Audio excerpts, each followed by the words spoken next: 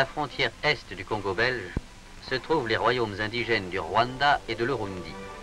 En 1921, la Société des Nations attribua à la Belgique un mandat sur ces deux territoires. L'Urundi, dont Kitega est le chef-lieu, est une haute terre bordant les grands lacs africains. Elle nous offre le spectacle grandiose de ces montagnes couvertes de pâturages. En 1871, Livingstone et Stanley touchèrent au rivage de ce pays, sans oser toutefois en explorer l'intérieur. 25 ans plus tard, les pères blancs tentèrent d'y établir leur première mission, mais ils se heurtèrent à l'hostilité des habitants.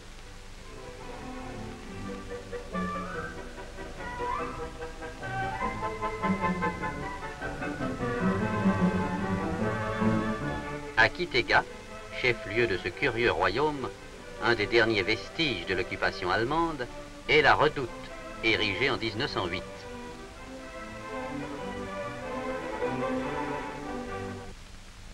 En place, repos, garde, à vous, portez, arme,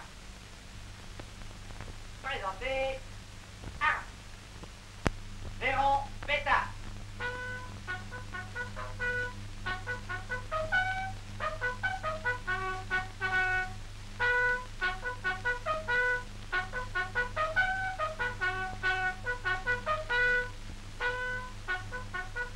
Tous les matins, comme dans tous les territoires belges d'Afrique, la garnison de Kitega salue le drapeau.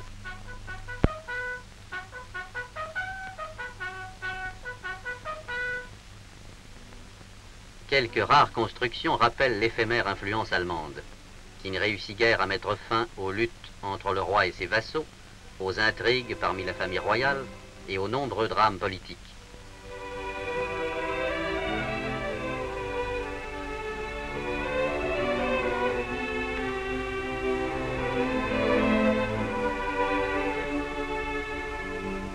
Aujourd'hui, Kitega est un poste charmant, dans ses monts boisés, très calmes, où règne encore la mentalité cordiale, hospitalière des broussards.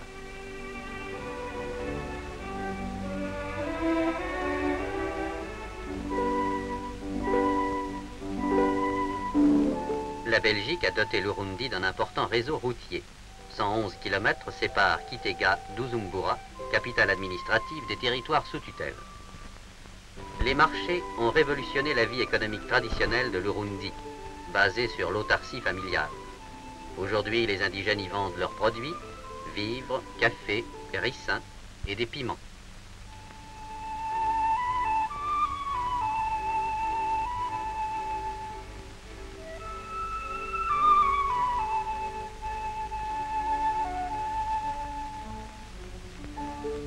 Le marché au bétail de Kitega est un des plus importants de l'Urundi.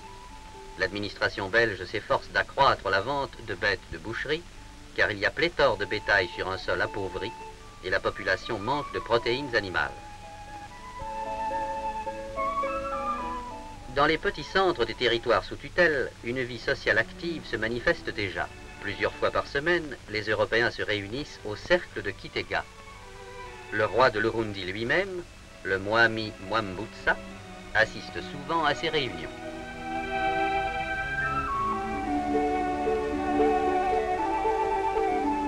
Ce jeune souverain aux idées éclairées conduit lui-même sa voiture du dernier modèle.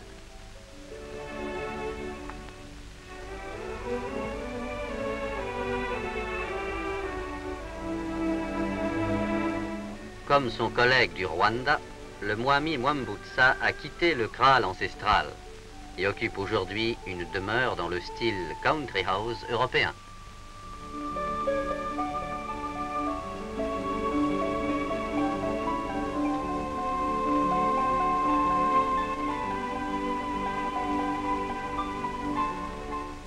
Cette maison moderne, claire et agréable, si éloignée de la hutte primitive, est comme le symbole de l'évolution rapide et profonde qui a transformé le pays.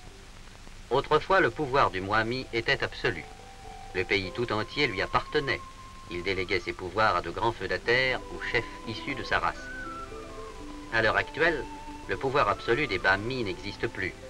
La liberté individuelle est garantie et les droits de chacun, sans distinction de race, sont protégés par les juridictions indigènes. L'administration belge s'exerce avec le concours des conseils de chefferie et des conseils des bamis. Ainsi, toute l'armature sociale du pays, autrefois autocratique et féodale, évolue vers une conception plus moderne, démocratique, de l'organisation politique. De nouvelles dispositions accordent à la population une participation plus large aux affaires publiques.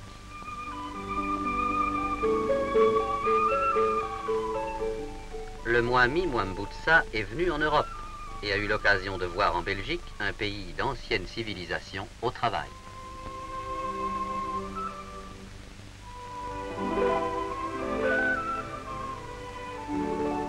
La femme Mututsi, quoique ne pouvant guère sortir du Graal conjugal, n'en exerçait pas moins une grande influence politique et sociale. Petit à petit, elle s'évade de sa traditionnelle réclusion. Chez certaines de ces femmes, on retrouve à des milliers d'années d'intervalle le profil splendide de la reine Néfertiti.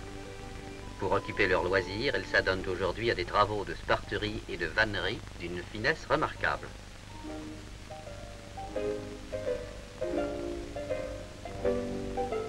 En Urundi comme au Rwanda, les danseurs incarnent l'âme du peuple.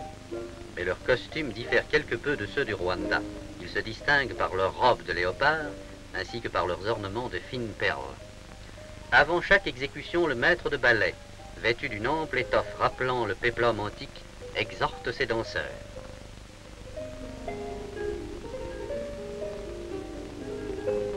Il évoque les grands exploits et les fastes du groupe militaire dont le ballet porte le nom. Il leur explique les différentes phases de la danse qui va suivre, chorégraphie guerrière qui jadis était destinée à en imposer à l'ennemi.